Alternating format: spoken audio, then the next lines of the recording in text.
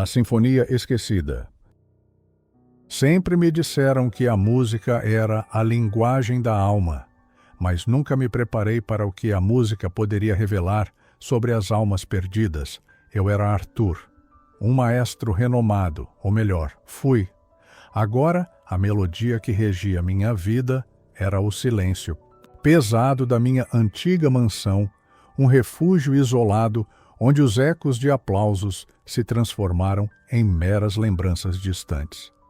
Meus dias passavam em uma rotina tediosa, preenchida pelo conforto do esquecimento voluntário.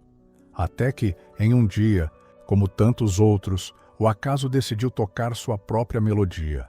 No fundo de um baú empoeirado, esquecido em um sótão que raramente visitava, encontrei-a, uma partitura incompleta, amarelada pelo tempo. Seus traços eram elegantes, porém estranhamente familiares, como um rosto que você sabe que conheceu, mas não consegue nomear. Tentei vasculhar as gavetas da minha memória, revirar os arquivos de composições passadas, mas nada. Não conseguia lembrar de tê-la composto. Contudo, a melodia se recusava a ser ignorada. Um sussurro insistente no fundo da mente, um convite irrecusável. À medida que meus dedos hesitavam sobre as teclas empoeiradas do piano de cauda, a partitura começou a ganhar vida. Cada nota que eu decifrava parecia desbloquear algo em mim. Mas não era a inspiração que eu esperava. Eram vozes, sussurrantes, mal audíveis no início, como a brisa que balança as cortinas em um quarto fechado. Eram visões distorcidas, borrões de cores e formas que dançavam na periferia da minha percepção. Fragmentos? Era como se a música estivesse tentando me dizer algo, contar uma história que minha mente havia trancado a 7 chaves. A melodia não era minha. Eu comecei a ter certeza disso. Havia uma paixão, uma ousadia em suas frases que não ressoava com o meu estilo mais contido. Gradualmente, a figura de uma jovem começou a emergir das sombras da minha memória. Uma compositora, brilhante e cheia de vida. Uma amiga da minha juventude. Lembro-me de sua risada vibrante, do seu jeito apaixonado de falar sobre música. O que aconteceu com ela? Por que sua imagem era tão nebulosa, tão dolorosamente ausente da minha mente? A cada acorde, a névoa se dissipava um pouco mais, revelando uma verdade que eu não sabia que procurava. O destino dela, eu sentia, estava intrinsecamente ligado a uma tragédia esquecida. E eu estava prestes a descobri-la. Eu estava imerso. Horas se transformaram em dias, e os dias em uma incessante busca pela conclusão daquela sinfonia. Minha mansão, antes um refúgio de silêncio, agora ressoava com os acordes incessantes da partitura, um portal para o passado. As vozes se tornaram mais claras, os murmúrios mais distintos, e as visões mais nítidas. Eu me via jovem e ambicioso, ao lado dela, minha amiga nos ensaios. Suas ideias audaciosas, a forma como suas mãos dançavam sobre o teclado, criando harmonias que desafiavam o convencional. A genialidade dela era inegável e, eu confesso, por vezes ofuscava a minha própria.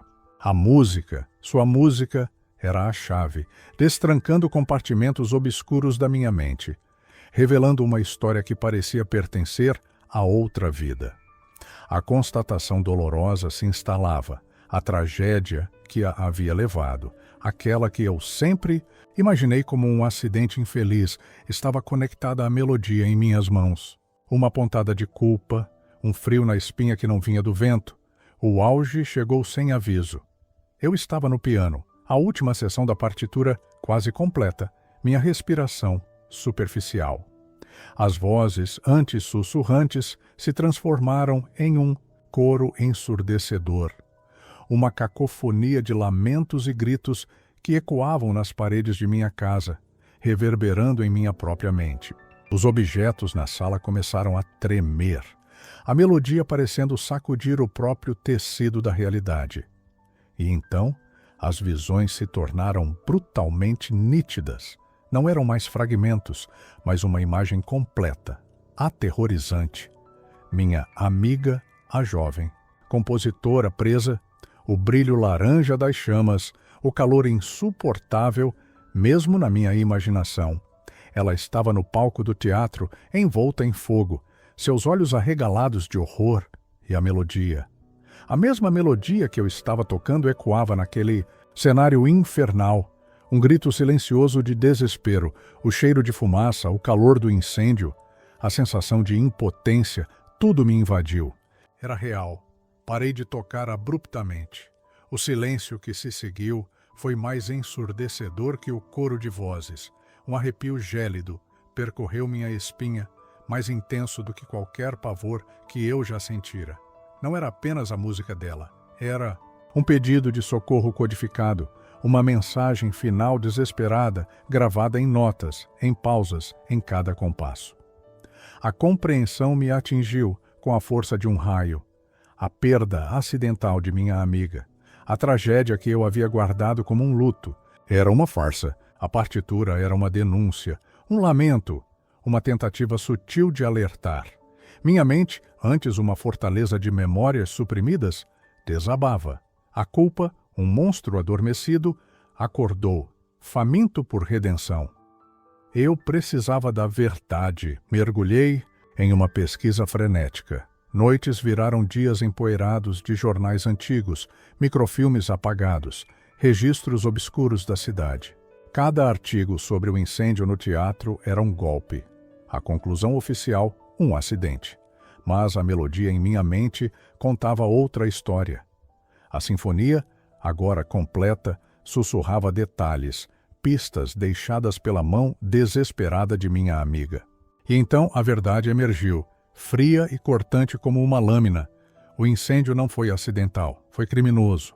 E a melodia da partitura, com suas dissonâncias e pausas estratégicas, apontava uma acusação velada, um nome que eu jamais esperaria. Não era um inimigo, um estranho.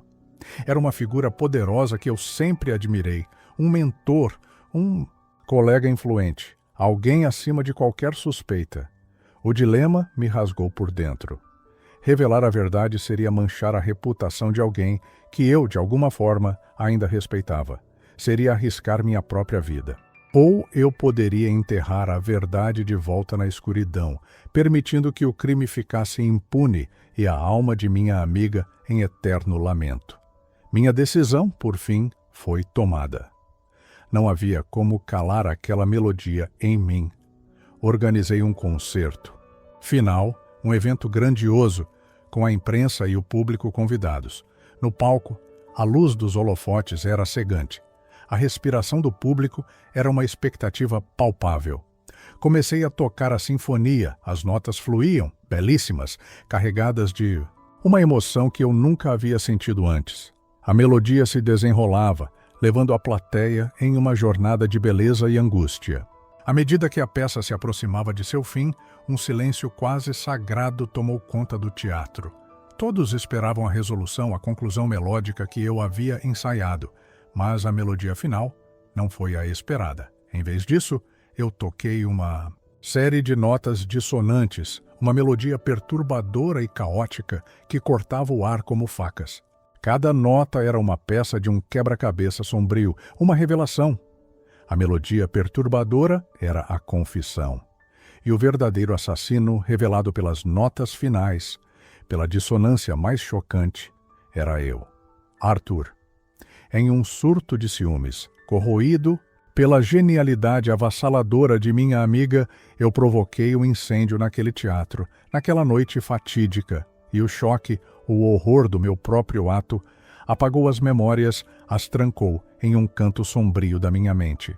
A sinfonia não era apenas o lamento dela, a melodia final era a brutal e insuportável revelação de minha própria culpa. O palco escureceu, e com ele a última nota ressoou, um eco eterno do meu próprio inferno.